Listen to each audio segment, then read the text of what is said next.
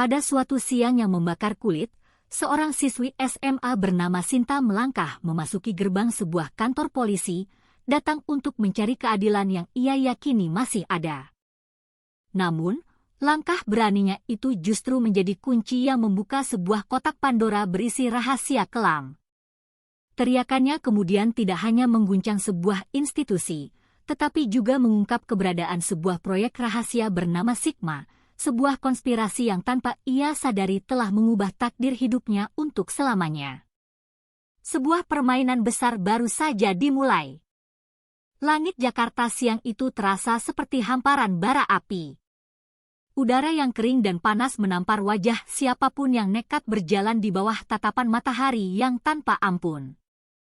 Asap pekat dari ribuan knalpot kendaraan berbaur dengan debu jalanan, menciptakan kabut tipis berwarna kelabu yang membuat pemandangan di kejauhan tampak bergetar dan kabur.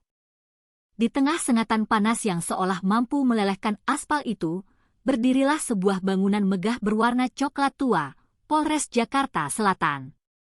Bangunan itu tampak kokoh dan angkuh, namun memancarkan aura dingin, layaknya benteng kekuasaan yang tak tersentuh. Tepat di depan gerbangnya, Sinta berhenti sejenak, mengatur napasnya yang terengah-engah. Jemari mungilnya meremas erat tali tas kecil berwarna biru muda yang warnanya sudah sedikit pudar.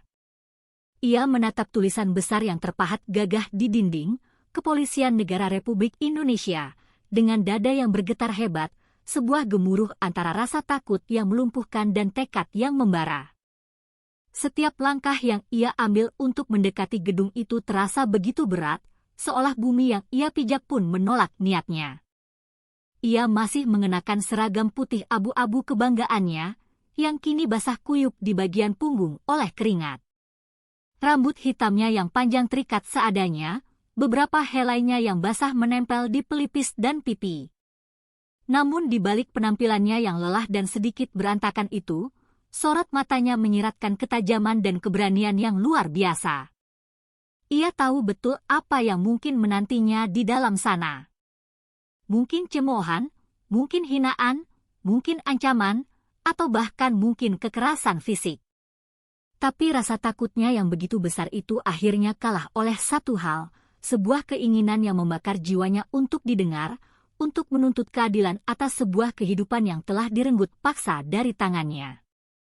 Langkahnya menimbulkan derit pelan di atas ubin halaman kantor yang panasnya seolah membakar menembus sol sepatunya. Beberapa polisi yang berjaga di pos depan menatapnya sekilas dengan tatapan tak acuh, lalu kembali melanjutkan obrolan mereka. Bagi mereka, seorang gadis berseragam sekolah yang datang sendirian bukanlah sebuah ancaman, hanya sesosok tubuh kecil yang mungkin salah alamat. Sinta menelan ludah, berusaha keras menahan getaran di ujung-ujung jarinya. Ia merapikan kerah bajunya yang sedikit lecek, menarik napas dalam-dalam, lalu menatap lurus ke arah pintu kaca besar di depannya. Aku harus bicara, gumamnya lirih, lebih ditujukan untuk menguatkan dirinya sendiri daripada untuk didengar siapapun. Di dalam dadanya, degup jantungnya berpacu kencang seperti genderang perang yang ditabuh tanpa henti. Ia sadar, begitu ia melewati pintu itu, hidupnya mungkin tak akan pernah sama lagi. Semua rahasia yang ia pendam rapat-rapat akan terbongkar. Semua kebohongan yang ditutup dengan begitu rapi akan pecah berkeping-keping. Namun, justru di sanalah keberanian Sinta lahir. Bukan karena ia tidak merasa takut, tetapi karena ia merasa sudah kehilangan segalanya. Dan ketika tangannya yang gemetar itu akhirnya mendorong pintu kaca yang berat, cahaya terik matahari siang seolah menelan seluruh tubuhnya, menandai awal dari sebuah badai besar yang tak akan pernah bisa dihentikan. Hawa dingin dari pendingin ruangan langsung menusuk kulit Sinta begitu ia melangkahkan kaki masuk ke dalam lobi utama. Sangat kontras dengan panas menyengat di luar, ruangan itu terasa terlalu tenang, terlalu tertib, seolah dunia di dalamnya tidak pernah mengenal kata kesulitan. Deretan meja kerja dari kayu berwarna gelap tersusun rapi, masing-masing dipenuhi tumpukan berkas dan map-map berlabel yang menjulang. Sementara itu, Aroma kopi hitam yang pekat bercampur dengan bau kertas tua yang khas memenuhi udara. Suara touch keyboard yang diketik dengan cepat terdengar bertalu-talu, sesekali diselingi tawa kecil para polisi yang tampak asyik bercanda di salah satu sudut ruangan. Tak ada satupun dari mereka yang pada awalnya memperhatikan kehadiran gadis berseragam sekolah itu. Bagi mereka, kedatangan Sinta hanyalah sebuah bayangan kecil yang lewat tanpa arti. Sinta berhenti sejenak di tengah lobi, menatap sekeliling dengan mata yang masih menyiratkan keraguan. Pandangannya terpaku pada lambang Garuda Pancasila yang tergantung megah di dinding belakang meja resepsionis. Kilauan emasnya memantulkan sinar lampu neon yang dingin dan impersonal. Di sisi kiri, beberapa polisi sibuk menumpuk berkas-berkas tebal. Di sisi kanan, ada yang sedang asyik bermain ponsel sambil tertawa pelan. Dunia di dalam kantor itu tampak berjalan dengan ritmenya sendiri, sebuah ritme yang seolah tak peduli pada penderitaan siapapun di luar sana. Sementara Sinta berdiri mematung, kedua tangannya bergetar hebat saat menggenggam tali tasnya, seolah dari sana ia berusaha menyerap sisa-sisa keberanian yang hampir habis. Matanya akhirnya tertuju pada sebuah ruangan dengan pintu kayu tertutup rapat di ujung koridor. Di atas pintu itu, sebuah papan nama berwarna keemasan terpampang jelas dengan ukiran huruf kapital, AKP Hendra Wijaya. Nama itu membuat jantung Sinta berdetak semakin cepat, seolah ingin melompat keluar dari dadanya. Di balik pintu itulah, semua mimpi buruknya bermula. Kakinya terasa berat, nyaris tak mampu digerakkan, tapi tekad di dalam hatinya menolak untuk menyerah. Ia tahu, tidak ada jalan untuk mundur setelah ini. Hawa dingin di ruangan itu terasa semakin menyesakan, seolah ruangan itu sendiri berusaha untuk menolak kehadirannya. Namun, langkah Sinta yang kecil tapi mantap mulai terdengar jelas di antara hiruk-pikuk kesibukan kantor. Beberapa polisi yang tadinya tidak peduli, kini mulai menoleh. Wajah mereka menunjukkan ekspresi heran, melihat seorang siswi SMA datang sendirian ke tempat seperti ini. Tatapan-tatapan itu mulai terasa tajam, penuh selidik dan curiga, tapi Sinta tidak mengalihkan pandangannya sedikit pun. Ia terus berjalan lurus menuju pintu berlabel nama itu. Napasnya terasa berat, namun ritmis. Dalam hati kecilnya, ia berbisik dengan tegas, "Hari ini, aku tak akan diam lagi." Suara mesin printer yang berdengung dan derit kursi besi seolah menjadi musik pengiring langkahnya, mengantarkannya menuju satu pertemuan yang akan mengguncang seluruh ruangan itu. Suara Sinta pecah, menembus dinginnya ruangan yang beku itu. "Pak Hendra, saya ingin bicara," teriaknya dengan suara yang lantang, membuat udara yang semula tenang mendadak membeku. Tawa dan obrolan para polisi terhenti seketika. Suara keyboard yang tadinya berirama kini lenyap, hanya menyisakan gema dari teriakannya yang bergaung di antara dinding-dinding coklat kantor itu. Semua kepala menoleh bersamaan, menatap kaget ke arah gadis berseragam putih abu-abu yang berdiri sendirian di tengah ruangan. Tubuhnya memang kecil, tapi keberaniannya membelah kesunyian itu seperti sebilah pedang tajam yang tak kenal takut. Sinta menatap lurus ke arah pintu kayu di ujung ruangan. Matanya bergetar, menahan amarah dan ketakutan yang kini telah bercampur aduk menjadi satu kekuatan yang tak terbendung. Beberapa polisi tampak saling pandang, bingung dan tidak yakin bagaimana harus bereaksi. Seorang anggota polisi muda akhirnya berdiri dari kursinya, mencoba mendekat dengan gestur yang menenangkan. "Adik, tenang dulu." "Ada apa ini?" katanya dengan suara yang dibuat selembut mungkin. Tapi Sinta menepis niat baik itu dengan sebuah langkah maju yang mantap. Ia tahu, jika ia diam sekarang, semua ini akan kembali ditutup rapat, dilupakan begitu saja. Napasnya terasa berat, tapi kata-kata itu keluar lagi dari bibirnya. Kali ini lebih keras, lebih penuh dengan keyakinan yang putus asa. "Saya ingin bertemu Pak Hendra sekarang juga." Nada suaranya menggema, menciptakan sebuah ketegangan yang merayap perlahan ke seluruh sudut ruangan. Ruangan yang sebelumnya penuh dengan suara kini berubah menjadi hening, seperti sebuah ruang sidang yang menunggu vonis dijatuhkan. Para polisi yang tadinya duduk kini mulai berdiri. Sebagian dari mereka berpura-pura sibuk, merapikan berkas yang sudah rapi. Sebagian lagi menatapnya dengan tajam, seolah Sinta adalah sebuah ancaman nyata bagi ketertiban mereka. Di sudut kanan, dua perwira senior tampak berbisik-bisik sambil memandangi papan nama bertuliskan AKP Hendra Wijaya di atas pintu kayu yang masih tertutup rapat itu. Beberapa detik kemudian, tirai kecil di jendela pintu itu bergerak sedikit. Sebuah tanda bahwa seseorang di dalam ruangan itu mendengar semuanya. Sinta tidak menunduk. Tatapannya tetap terarah lurus pada pintu itu, menantang siapapun yang mencoba menghentikannya. Di dalam kepalanya, suara-suara dari masa lalu berputar tanpa henti, ancaman, ejekan, dan ketakutan yang dulu selalu berhasil menahannya untuk bicara. Tapi hari itu, semua tembok ketakutan itu telah hancur. Ia tak lagi peduli pada reputasi, pada siapa yang melihat, atau pada apa yang akan terjadi setelah ini. Yang ia tahu hanyalah satu hal, keheningan hanya akan membuat lukanya semakin dalam dan bernanah. Saat seluruh mata di kantor itu menatapnya, Sinta berdiri tegak. Napasnya tersengal, namun matanya menyala-nyala. Aku tidak akan diam, batinnya berbisik.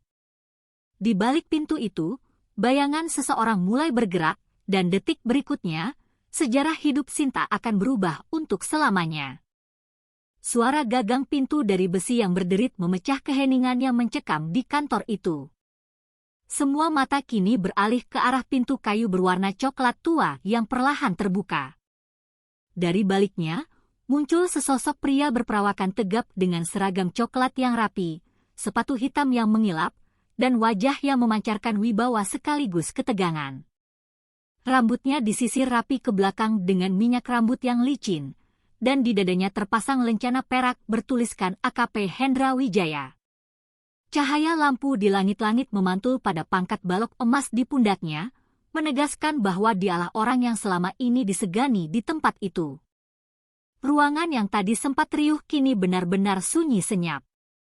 Seolah udara pun ikut menahan napas. Hendra melangkah keluar dengan langkah yang pasti, kedua tangannya bertaut di belakang punggung. Ada apa ini? Ribut-ribut, suaranya terdengar datar namun penuh wibawa, seperti nada seorang komandan yang terbiasa memberi perintah. Beberapa polisi buru-buru berdiri tegak, memberi hormat kecil dengan gugup. Hendra menatap sekeliling dengan ekspresi datar, sebelum akhirnya pandangannya jatuh pada sosok kecil di tengah ruangan. Gadis berseragam putih abu-abu itu berdiri tegak dengan wajah pucat dan mata yang bergetar, tapi tidak menunduk. Saat itu juga, sesuatu di dalam diri Hendra berubah. Senyum tipis yang sempat muncul di bibirnya menghilang tanpa jejak. Tatapan mereka bertemu untuk pertama kalinya di hadapan publik. Udara di ruangan itu seolah mengeras menjadi es. Hendra sempat mengernyitkan dahi, seperti tidak percaya dengan apa yang baru saja dilihatnya.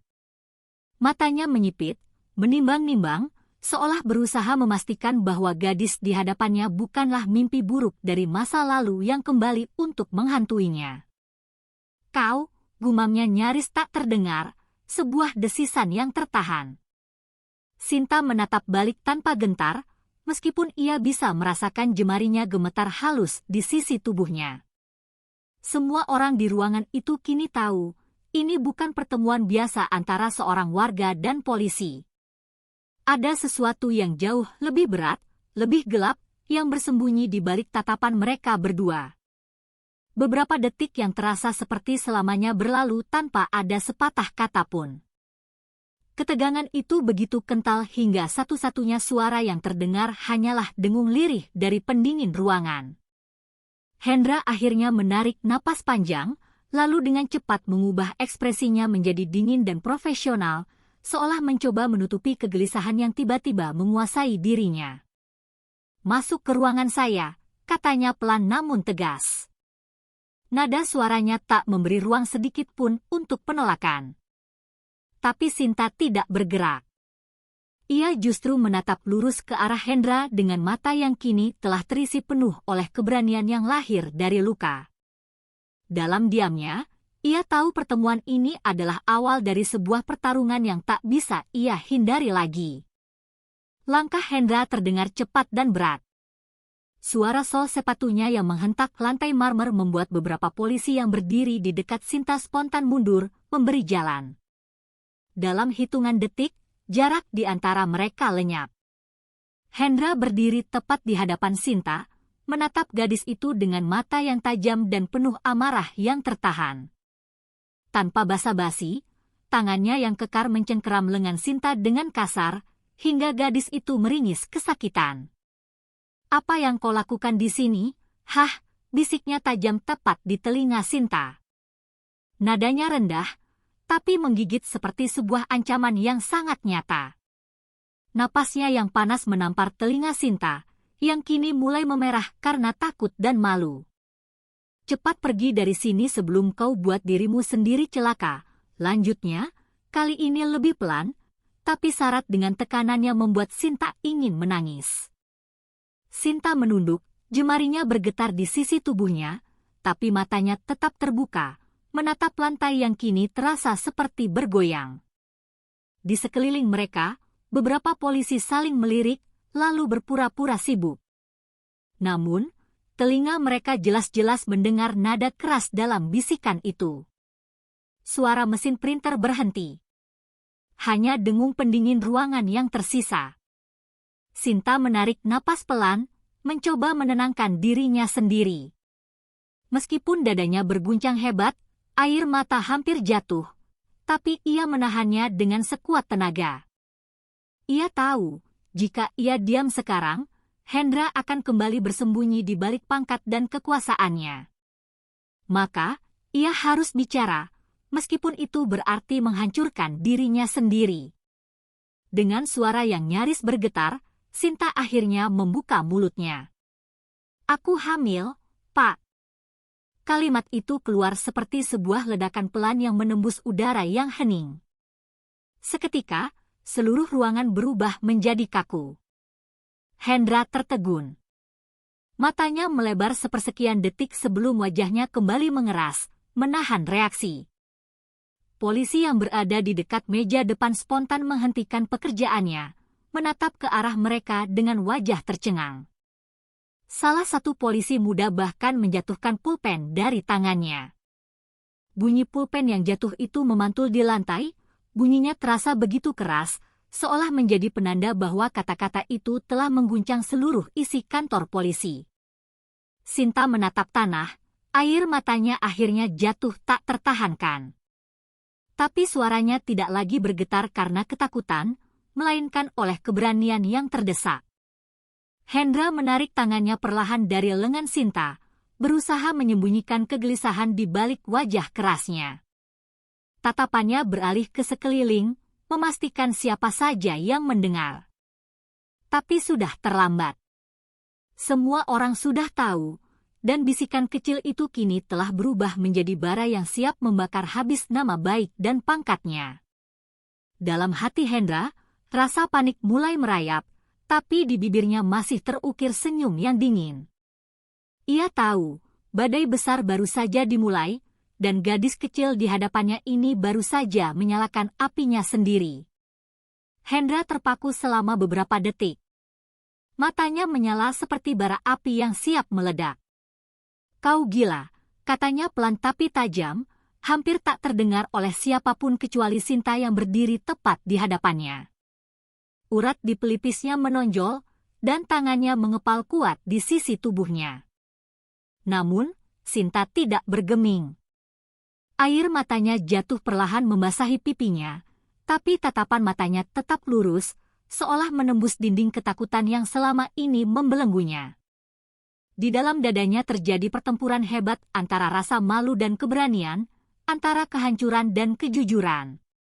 Ia menelan ludah, menatap semua wajah yang kini memandanginya dengan berbagai ekspresi, dan dalam satu tarikan napas panjang, ia mengeraskan suaranya hingga menggema ke seluruh penjuru ruangan.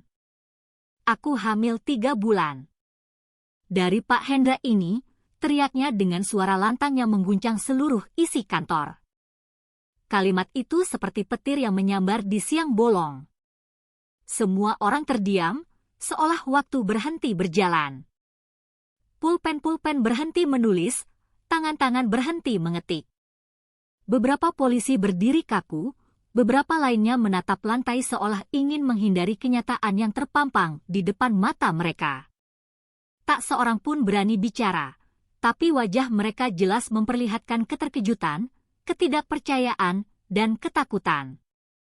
Udara di ruangan itu berubah menjadi begitu tebal, seperti dipenuhi rasa bersalah kolektif dan rasa ingin tahu yang saling beradu di antara napas-napas yang tertahan.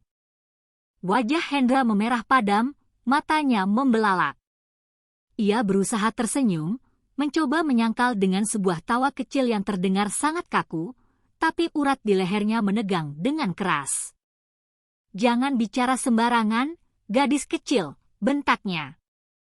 Namun, suaranya terdengar serak, tak lagi berwibawa seperti biasanya.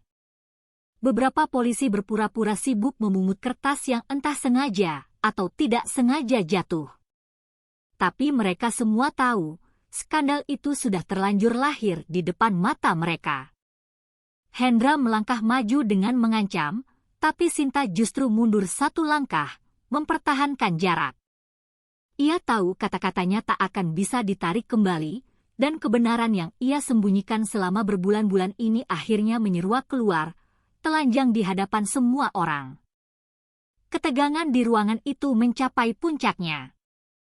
Kantor polisi yang biasanya dipenuhi suara-suara administratif kini telah berubah menjadi sebuah ruang pengadilan tak resmi, di mana satu kalimat sederhana mampu menghancurkan reputasi seorang perwira tinggi.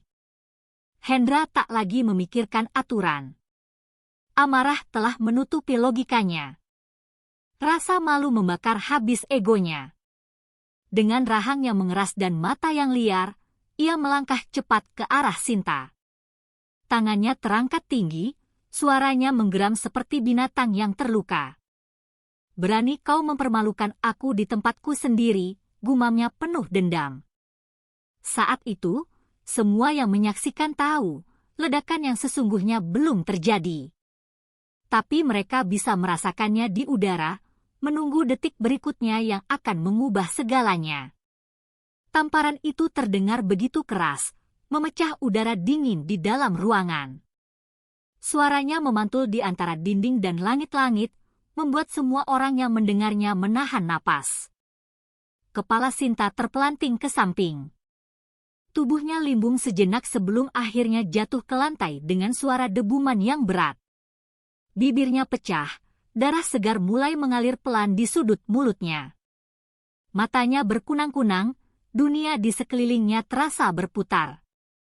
Tapi ia masih cukup sadar untuk mendengar langkah sepatu Hendra yang mendekat dengan cepat. "Kau berani mempermalukan aku di depan semua orang," teriaknya. Suaranya terdengar parau oleh amarah yang membara. Urat di lehernya menegang, wajahnya memerah penuh kebencian. Hendra meraih keras seragam Sinta dan menariknya dengan kasar hingga tubuh gadis itu terangkat separuh dari lantai. Napas Sinta tersengal. Tangannya yang lemah berusaha menepis, namun sia-sia. Jemari Hendra menekan lehernya kuat-kuat, mencekiknya hingga napasnya nyaris terputus. "Kau pikir siapa dirimu?" desisnya di antara dengusan marah. Dalam hitungan detik, Hendra membenturkan kepala Sinta ke dinding di belakangnya. Suara benturan itu membuat sebagian polisi yang melihatnya terlonjak kaget. Tapi tak ada satupun yang berani maju. Jeritan kecil lolos dari bibir Sinta, nyaring namun cepat tenggelam dalam keheningan yang tegang. Beberapa polisi menatap tanpa berani bergerak. Ada yang memalingkan wajah, pura-pura sibuk dengan berkas di meja. Ada pula yang menatap dengan ngeri, tapi tetap diam 1000 bahasa. Mereka tahu tindakan itu salah, sangat salah, Tapi bayang-bayang pangkat dan kekuasaan Hendra menahan keberanian mereka. Kantor yang biasanya penuh tawa dan canda kini telah berubah menjadi panggung kekuasaan yang brutal, sebuah tempat di mana seorang anak muda menjadi korban tanpa ada satupun yang berani bertindak. Di pojok ruangan, suara mesin printer yang masih menyala terus berdengung, seolah menjadi satu-satunya saksi bisu dari kekerasan yang terjadi di tengah siang bolong itu. Dunia Sinta mulai memudar. Ia merasa telinganya berdengung, penglihatannya kabur. Darah terasa asin di lidahnya, napasnya pendek-pendek. Dalam kekacauan itu, satu pikiran muncul di kepalanya, bahwa kebenaran seringkali harus dibayar dengan harga yang sangat mahal. Ia mencoba membuka matanya, menatap wajah-wajah yang hanya menonton. Tidak ada yang datang menolong, tidak ada yang bersuara. Dunia perlahan berubah menjadi kabut putih. Dan sebelum kegelapan menelan kesadarannya, Sinta sempat berpikir bahwa mungkin keadilan di negeri ini memang hanya bisa ditegakkan oleh orang-orang yang berani kehilangan segalanya. Di tengah kekacauan dan ketakutan yang menyesakan udara, satu-satunya suara yang masih terdengar hanyalah gesekan pelan sapu di lantai. Di sudut ruangan, seorang pria tua dengan rambut yang sudah menipis dan kulit legam terbakar matahari sedang bekerja seperti biasa, seolah tidak peduli pada kekerasan yang baru saja terjadi di hadapannya. Dialah Suryo, petugas kebersihan kantor yang selama ini dianggap tak lebih dari sebuah bayangan. Bajunya lusuh, tangannya kasar oleh usia, dan matanya selalu tertunduk. Tak ada yang tahu banyak tentang dirinya, hanya bahwa ia jarang bicara dan selalu datang paling pagi. Tapi hari itu, saat Sinta kembali ditinju dan terkulai tak berdaya di lantai, gerakan sapu itu berhenti. Dunia seolah menahan napas bersamanya. Pak Suryo perlahan meletakkan sapunya ke lantai. Suara gagang kayu yang menyentuh ubin terdengar sangat jelas, menandai sebuah perubahan yang tidak disadari oleh siapapun. Tubuhnya yang biasanya sedikit membungkuk kini berdiri tegap, meskipun usianya tak lagi muda. Dan ketika ia mengangkat wajahnya, tatapannya bukan lagi tatapan seorang petugas kebersihan biasa. Tatapan itu dingin, tajam, dan penuh kendali. Hendra, yang masih memegang kerah baju Sinta, tidak menyadari bahaya yang mendekat. Ia terlalu sibuk menumpahkan amarah dan rasa malunya.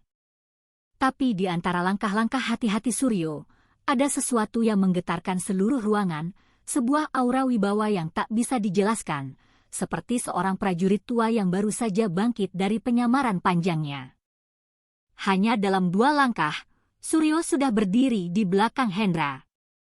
Gerakannya cepat, presisi, dan penuh tenaga. Kakinya terayun deras, menendang dada Hendra dengan kekuatan yang mustahil dimiliki oleh seorang pria seusianya. Tubuh Hendra terpental keras, menghantam sebuah meja kerja dan menumbangkan tumpukan berkas ke lantai. Suara benturan itu menggema keras, diikuti oleh kepanikan mendadak dari para polisi.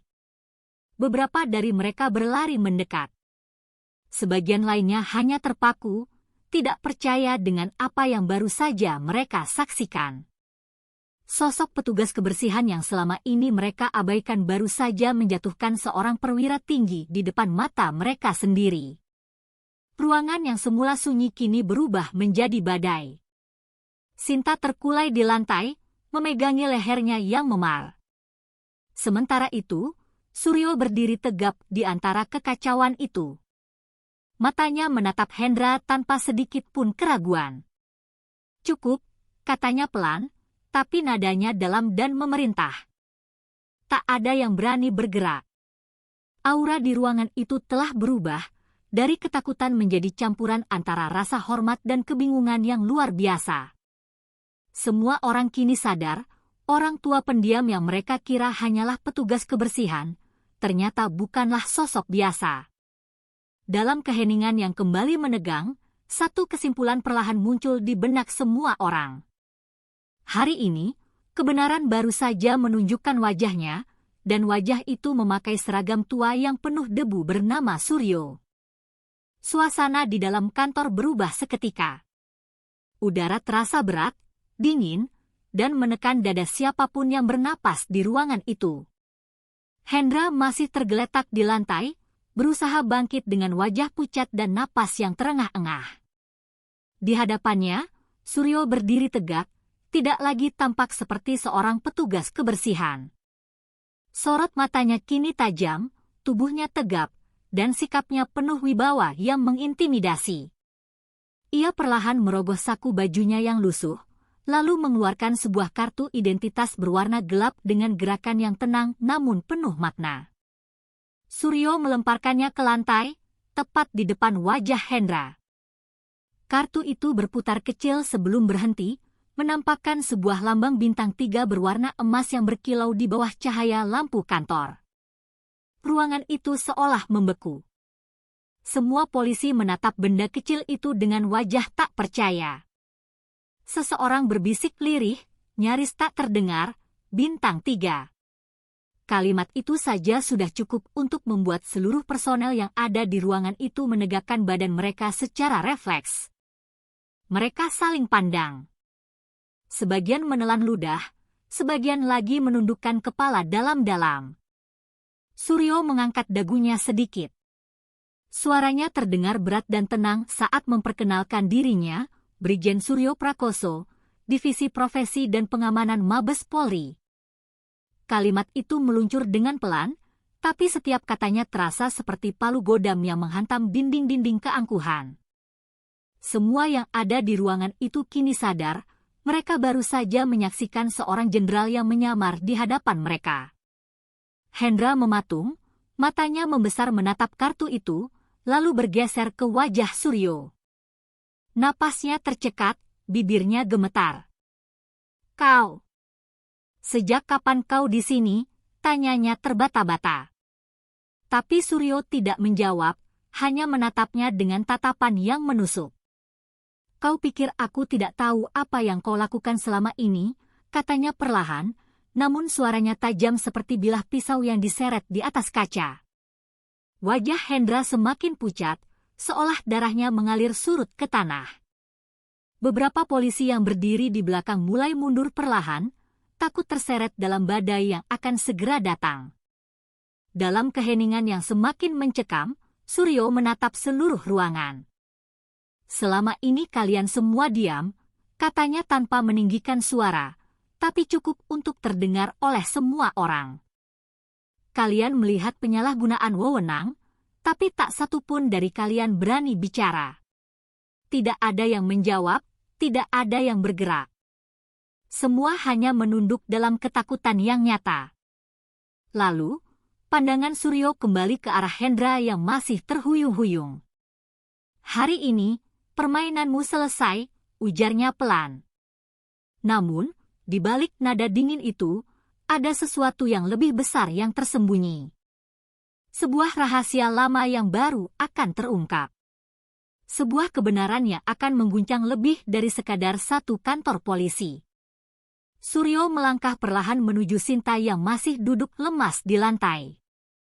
Suara langkah sepatunya terdengar berat tapi teratur, membawa suasana kembali menjadi hening. Ia berlutut di hadapan gadis itu, menatap wajahnya yang pucat dengan tatapan yang tenang. "Kau aman sekarang," katanya pelan namun tegas. Suaranya membawa sebuah rasa yakin yang menenangkan. Sinta menatapnya dengan mata berair, bibirnya bergetar, lalu ia menunduk. Air matanya jatuh tanpa suara, mengalir di pipinya yang memar. Untuk pertama kalinya hari itu, ia merasakan sentuhan tangan seseorang yang tidak melukainya. Suryo menyentuh bahunya dengan lembut, memberinya rasa aman di tengah kekacauan yang baru saja menghancurkan keberaniannya. Di sekitar mereka, suasana kantor berubah seperti tersihir. Polisi yang tadi bersuara kini terdiam, seolah takut mengeluarkan sepatah kata pun. Beberapa menunduk dalam rasa bersalah. Sebagian lagi mencatat diam-diam, sadar bahwa kejadian ini akan menjadi sebuah ledakan besar di tubuh kepolisian. Hendra masih terduduk di lantai dengan wajah pucat, mencoba menenangkan napasnya. Semua mata kini tertuju pada Suryo. Bukan lagi petugas kebersihan, tapi sosok jenderal yang baru saja memperlihatkan taringnya. Tidak ada yang tahu pasti apakah mereka sedang menyaksikan keadilan ditegakkan, atau awal dari sesuatu yang jauh lebih kelam. Suryo menatap Sinta lagi, kali ini dengan tatapan yang sulit dibaca, antara empati dan sesuatu yang lebih dalam. Aku akan pastikan kau mendapatkan keadilan, ujarnya tenang. Tapi di balik nada suaranya, tersimpan sesuatu yang misterius. Ia tidak berkata apa-apa lagi, hanya berdiri dan menatap semua orang di ruangan itu satu persatu. Tatapannya membuat siapapun yang melihatnya menunduk. Dalam diamnya, ada perintah, ada ancaman, dan ada rahasia.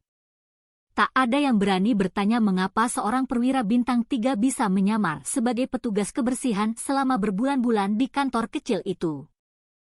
Pertanyaan itu menggantung di udara, tak terjawab. Sinta perlahan menatap punggung Suryo yang berjalan menjauh. Di antara rasa lega dan bingung, ia merasakan sesuatu yang aneh di dadanya, campuran antara rasa aman dan sebuah firasat buruk. Tatapan mata Suryo sebelum pergi bukanlah tatapan penuh kasih, melainkan seperti tatapan seseorang yang sedang menilai sebuah aset. Di balik sikap pelindungnya, Sinta merasa ada sesuatu yang disembunyikan. Sesuatu yang lebih gelap dari sekadar rasa kasihan. Di saat semua orang menganggap hari itu sebagai akhir dari penderitaannya, Sinta belum tahu bahwa justru hari itu adalah awal dari sebuah permainan besar yang akan menyeretnya ke dalam pusaran konspirasi yang jauh lebih dalam dari yang bisa ia bayangkan. Malam turun dengan sunyi yang menekan. Di lantai 2 kantor yang sudah gelap, hanya satu ruangan yang masih menyala. Lampunya redup, tirainya tertutup rapat, dan di dalamnya, 3 orang pria duduk mengelilingi sebuah meja panjang dari kayu tua. Asap rokok yang tebal memenuhi udara, membentuk kabut tipis yang berputar-putar di bawah cahaya lampu kuning. Di ujung meja, Brigjen Suryo Prakoso duduk tegak dengan wajah dingin tanpa ekspresi. Di hadapannya, 2 pria berjas hitam menatapnya dengan penuh kehati-hatian. Suara kipas angin tua berdecit pelan, sementara di luar hanya terdengar bunyi jangkrik dari taman kantor yang gelap. Malam itu, bukan keadilan yang sedang mereka bicarakan, melainkan cara untuk mengubur kebenaran dalam-dalam. Kasus ini tidak boleh keluar, ucap salah satu pria berseragam sipil itu. Suaranya berat dan penuh tekanan. Tangannya mengetuk meja perlahan, menandai setiap kata yang keluar dari mulutnya. Kalau publik tahu, proyek Sigma akan terbongkar. Semua kerja keras kita bertahun-tahun akan sia-sia. Pria satunya hanya menambahkan dengan pelan, media sudah mulai mencium bau ini. Anak itu harus diam, dengan cara apapun. Suryo tidak langsung menjawab. Matanya menatap kosong ke arah gelas kopi yang hampir dingin di depannya. Dalam cahaya yang redup, bayangan wajahnya memantul di permukaan meja yang mengkilap. Bukan lagi wajah seorang penyelamat, melainkan wajah seorang pria yang terbiasa memutuskan nasib orang lain tanpa keraguan sedikit pun. Sinta sudah menjadi bagian dari rencana itu, katanya akhirnya. Suaranya tenang, tapi mengandung sesuatu yang menakutkan. Kita hanya perlu memastikan semuanya tetap berjalan sesuai garis. Ia menatap kedua pria itu bergantian. Jangan sampai ada simpati. Kalau dia bicara lagi, sistem ini bisa runtuh. Salah satu pria yang duduk di sebelah kanan menelan ludah, lalu mengangguk tanpa berani menatap mata Suryo. Suasana hening kembali menyelimuti ruangan. Hanya suara jarum jam yang terdengar berdetak dari sudut ruangan, seolah menghitung waktu menuju kehancuran moral yang baru saja mereka sepakati bersama.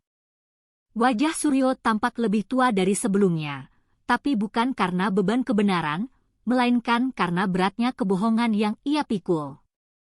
Dari luar ruangan, cahaya lampu jalan menyorot separuh wajahnya, menampakkan 2 sisi dari dirinya, pahlawan bagi sebagian orang, pengkhianat bagi yang lain. Keadilan, gumamnya lirih, kadang perlu diatur. Kalimat itu menggantung di udara, seperti racun yang tak terlihat. Dua pria di depannya mengangguk pelan, sementara Suryo mematikan rokoknya dengan tekanan penuh. Di bawah sinar lampu yang redup, keputusan malam itu menjadi titik balik.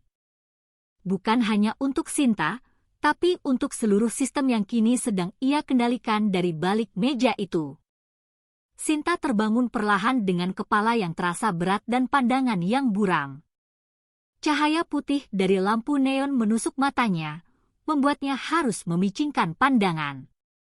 Aroma obat dan cairan antiseptik yang tajam memenuhi ruangan, menimbulkan sensasi asing di hidungnya. Ia mencoba untuk bergerak, tapi lengannya terasa sangat lemah. Ada selang infus yang menancap di kulit punggung tangannya. Dinding ruangan itu serba putih dan sunyi. Hanya terdengar suara alat monitor jantung yang berdetak dengan ritme pelan di sisi tempat tidur. Di meja kecil di samping ranjang, ada setangkai bunga mawar merah muda yang masih tampak segar, dan selembar surat dengan tulisan tangan yang rapi. Tangannya gemetar saat mengambil surat itu. Di atas kertas putih itu tertulis, "Kau aman. Percayalah padaku." Tanda tangan di bawahnya sangat jelas, Brigjen Suryo Prakoso. Sinta menatap surat itu lama. Dadanya terasa sesak. Kata-kata itu seharusnya menenangkan, tapi justru membuat bulu kuduknya merinding. Ia menoleh ke arah pintu dan melihat dua pria berdiri di sana, mengenakan seragam putih seperti petugas rumah sakit. Namun, anehnya, di dada mereka tidak ada papan nama, hanya wajah datar tanpa ekspresi.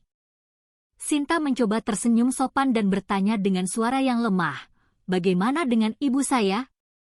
Apakah beliau sudah tahu saya ada di sini?" Kedua pria itu hanya saling pandang sejenak, lalu kembali menatap lurus ke depan tanpa menjawab. Sikap mereka dingin, seolah Sinta hanyalah seorang pasien yang harus dijaga, bukan manusia yang perlu diberi penjelasan. Suasana di ruangan itu semakin menekan. Sinta mencoba untuk bangkit, tapi tubuhnya terlalu lemah. Ia meraih surat di pangkuannya, memperhatikan tulisan tangan Suryo sekali lagi. Setiap huruf tampak seperti sebuah pesan ganda, antara perlindungan dan ancaman. Ia teringat tatapan mata Suryo di kantor polisi sebelumnya. Tajam, tegas, tapi menyimpan sesuatu yang tak bisa ia tebak. "Kau aman." Kalimat itu bergema di kepalanya, tapi justru membuatnya merasa terjebak. Ia mulai sadar, tempat ini bukan sekedar rumah sakit biasa. Ini lebih seperti sebuah tempat isolasi di mana segalanya dikendalikan oleh tangan yang tak terlihat. Sinta menatap ke arah jendela kecil di sisi kanan tempat tidurnya. Tirainya setengah terbuka, menampakkan pemandangan taman rumah sakit yang dijaga oleh dua pria lain berseragam hitam. Tidak ada pasien lain yang lewat. Tidak ada suara langkah perawat. Hanya keheningan yang membuat waktu terasa berhenti. Perlahan, ia menggenggam surat dari Suryo dan berbisik lirih pada dirinya sendiri, "Kalau aku benar-benar aman, kenapa aku merasa seperti sedang dikurung?" Di luar ruangan, salah satu penjaga berbicara singkat lewat radio kecil yang ada di saku bajunya. Satu kalimat yang terdengar samar menembus pintu, "Subjek sudah sadar." Instruksi selanjutnya menunggu konfirmasi dari atas. Saat itu juga, Sinta sadar, ia bukan lagi seorang korban, melainkan bagian dari sesuatu yang jauh lebih besar dari dirinya sendiri. Ruang interogasi di lantai bawah terasa dingin dan pengap. Lampu neon di langit-langit berkelip-kelip, memantulkan cahaya pucat ke dinding abu-abu yang penuh noda lembab. Dua orang perwira berseragam membawa Hendra masuk dengan tangan yang terborgol. Wajahnya penuh dengan keringat dan luka memar akibat benturan sebelumnya. Ia didudukkan dengan kasar di sebuah kursi besi. Rantai borgolnya menimbulkan suara logam yang menggema di ruangan yang sunyi itu. Sebuah kamera pengintai di sudut ruangan menyala. Lampu merahnya berkedip stabil, seolah menjadi saksi diam dari sebuah proses hukum yang seharusnya berlangsung sesuai aturan. Namun, malam itu, aturan hanyalah sebuah topeng. Dari balik ruang kontrol, Brigjen Suryo berdiri dengan tangan bersedekap, memperhatikan layar monitor yang menampilkan wajah Hendra dari berbagai sudut. Wajahnya tampak tenang, bahkan terlalu tenang. Ia memberi isyarat halus kepada salah satu penjaga di sampingnya. Sebuah gerakan kecil tangan ke bawah yang berarti satu hal, matikan kamera. Penjaga itu ragu sejenak, tapi kemudian menekan sebuah tombol.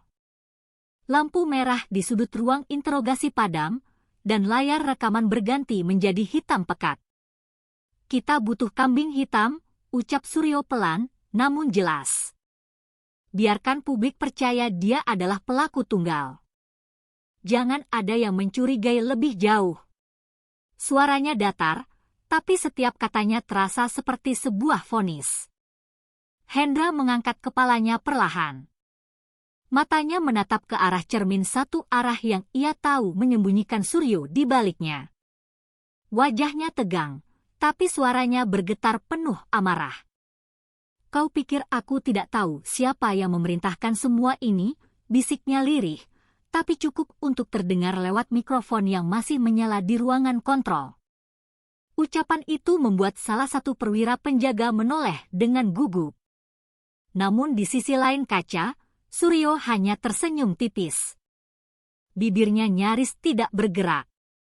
Ia menatap layar dengan sorot dingin, seolah kebencian Hendra hanyalah suara serangga di telinganya. Diamlah, Hendra, ucapnya pelan, nyaris tanpa emosi, sebelum keluargamu ikut hilang. Kata-kata itu menusuk lebih tajam daripada pukulan apapun. Hendra terdiam. Tubuhnya membeku. Di ruang kontrol, Suryo mengambil sebuah berkas tipis bertuliskan, Internal Case 71, Sigma File, dan menandatanganinya dengan cepat. Mulai besok, semua dokumentasi kasus ini diserahkan ke pusat, katanya kepada staf di sebelahnya. Tak ada yang berani menatap matanya. Dalam satu malam, sejarah telah dipalsukan dengan rapi. Kamera dimatikan, kebenaran dihapus, dan seorang jenderal memastikan sistem tetap terlihat bersih di mata publik, meskipun noda darahnya masih terasa hangat di lantai ruang interogasi itu. Beberapa hari berlalu sejak insiden di kantor polisi itu. Suasana tampak kembali normal di permukaan. Tapi di ruang arsip bawah tanah yang sepi dan berdebu, seorang perwira muda bernama Letda Aditama Nugraha sedang menelusuri tumpukan berkas-berkas lama. Lampu gantung di atas kepalanya berayun pelan, menciptakan bayangan panjang di dinding sempit ruangan itu. Ia sedang mencari dokumen untuk laporan audit rutin. Namun, sebuah map coklat tanpa label menarik perhatiannya. Tepiannya sudah lusuh, dan di bagian atasnya terdapat cap merah bertuliskan, Rahasia Negara. Aditama ragu sejenak, menatap sekeliling untuk memastikan tak ada siapapun, lalu membuka map itu perlahan. Di dalamnya, ia menemukan halaman-halaman dengan tulisan tebal, Proyek Sigma, Subjek, Cinta. Di bawahnya, terdapat deretan nama dan kode identitas. Aditama menelusuri daftar itu dengan dahi berkerut, hingga pandangannya berhenti pada satu nama yang membuat napasnya tercekat, Sinta Pratiwi, 17 tahun.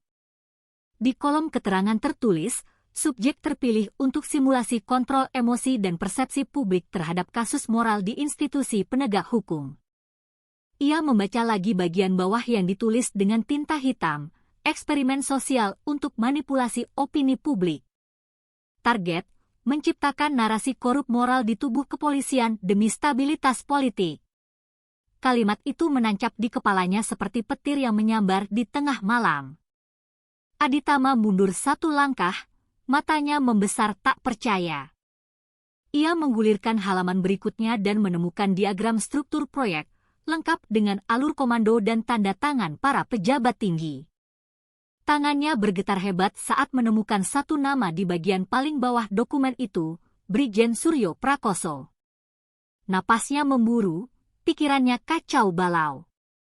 Selama ini, sosok yang disebut-sebut sebagai pahlawan dalam kasus Sinta ternyata adalah dalang di balik semuanya. Orang yang disanjung karena telah menyelamatkan gadis itu justru adalah orang yang menciptakan seluruh permainan yang menjadikannya korban. Dunia yang selama ini ia yakini sebagai institusi keadilan mendadak terasa palsu. Keringat dingin mengalir di pelipis Aditama. Ia buru-buru menutup berkas itu dan menatap ke arah pintu, seolah seseorang sedang memperhatikannya. Suara langkah samar terdengar di lorong di luar ruangan arsip.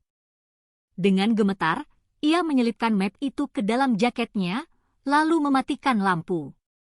Dalam gelap, pikirannya berputar cepat. Apakah ia baru saja menemukan kebenaran, atau baru saja menandatangani surat kematiannya sendiri? Saat ia keluar dari ruangan dan menutup pintu, sebuah kamera pengintai kecil di pojok langit-langit berkedip merah. Di sebuah ruangan lain yang jauh di atasnya, seseorang sedang menonton rekaman itu dengan senyum tipis. Pada layar, nama Aditama Nugraha kini muncul dalam sebuah daftar baru, di bawah tulisan, Monitoring Subjek Sigma, Potensi Kebocoran. Malam itu, langit di atas rumah sakit tampak kelabu. Dari dalam kamarnya yang redup, Sinta menatap kaca jendela yang buram oleh embun. Ia duduk diam di tepi ranjang. Tubuhnya masih lemah, tapi pikirannya tak berhenti berputar. Di luar sana, samar-samar terlihat sosok seorang pria berdiri di bawah cahaya lampu taman. Rambutnya pendek keperakan, posturnya tegap. Sosok itu adalah Suryo. Namun kali ini, wajahnya bukan lagi wajah penyelamat seperti hari sebelumnya. Tatapannya kosong dan dingin. Bibirnya bergerak pelan sambil berbicara di ponsel. Ia tak melihat ke arah Sinta, tapi kata-katanya yang diucapkan dengan pelan jelas terdengar menembus kaca tipis itu. Subjek Sinta sudah stabil. Siapkan tahap berikutnya. Sinta membeku. Tangannya secara refleks menggenggam selimut. Tubuhnya bergetar. Kata, subjek, bergema di kepalanya, membuat hatinya mencelos. Ia menatap bayangan Suryo yang kemudian berjalan menjauh, sosoknya menghilang di balik cahaya lampu taman yang berkelip. Dalam keheningan malam itu, sesuatu di dalam dirinya berubah. Ia menggenggam perutnya yang mulai sedikit membuncit. Air matanya menetes perlahan. Apa sebenarnya yang kalian rencanakan?